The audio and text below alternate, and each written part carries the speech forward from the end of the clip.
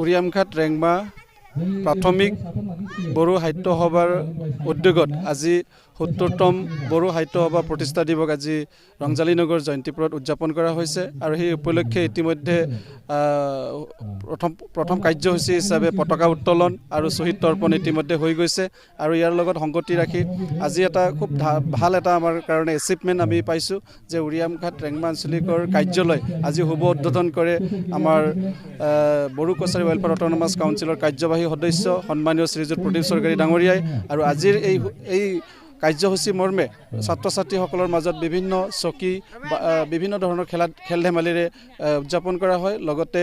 আজি যি ৭০তম বাৰ্ষিক অধিৱেশন যি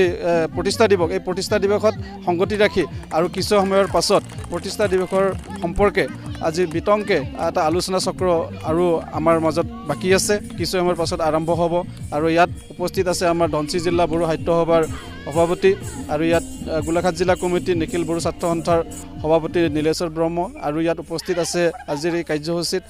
আমাৰ সন্মিলিত বড়ো গণমঞ্চৰ সাহিত্য সম্পাদক শ্ৰী মহেশ্বৰ বসুমতাৰী আৰু সাংগঠনিক সম্পাদক কাতিৰাম তুলসীয়াৰী আৰু লগতে এই আমাৰ এই উৰিয়ামঘাট আঞ্চলিক আজি ৫-৬খন প্ৰাথমিক বিদ্যালয় 4খন আৰু মধ্য ইংৰাজী বিদ্যালয় এখনকে কৰি ল'ৰা ছোৱালী ছাত্ৰ ছাত্ৰীসকলৰ মাজত বিভিন্ন প্ৰতিযোগিতাৰে খেল ধেমালিৰে আজিৰ এই ৭০তম বড়ো সাহিত্য সভাৰ প্ৰতিষ্ঠা দিৱস আজি উদযাপন কৰা হয় আজি এই প্ৰতিষ্ঠা দিৱস আজি সৰ্বদৌ অসমতে আজি উদযাপন কৰা হয় আৰু এই আমাৰ বড়ো সাহিত্য দিৱস হিচাপে উদযাপন হিচাপে ইতিমধ্যে কোকৰাঝাৰ কমপ্লেক্সত ইতিমধ্যে 3দিনীয়া কাৰ্যসূচী 14 আৰু 15-16 তাৰিখ কাৰ্যসূচী উদযাপন কৰি আছে আজি শেষৰ দিন আৰু এই শেষৰ দিনত আমি জানিব পৰা মতে কোকৰাঝাৰ কমপ্লেক্সৰ এৰিত আজি অসমৰ মাননীয় মুখ্যমন্ত্ৰী